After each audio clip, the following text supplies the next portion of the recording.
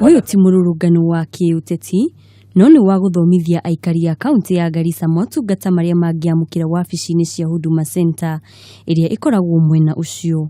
Mũrũrũngano kana walk ĩrĩa ĩratongoretio nĩ mũrũgamĩrĩri wa wabici ĩyo Margaret Mũrĩithi. Today we are marking the climax of our customer service week, whereby we are sensitizing and creating awareness to our public of the services that we offer at our Huduma centers.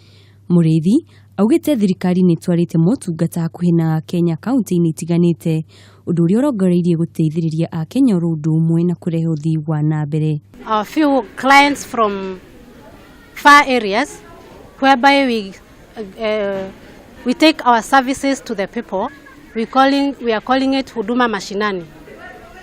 Though distance is a challenge and network is also another challenge, but we've managed to serve few from those far areas. But we hope that with time, the government will come up with putting up another Huduma Center in those far areas. Hĩndĩ ya walk ĩyo, aruti aya a wabici ya Huduma Center nĩ maraheire aikari a kaunti ĩyo arĩa marĩ na mawathe irio.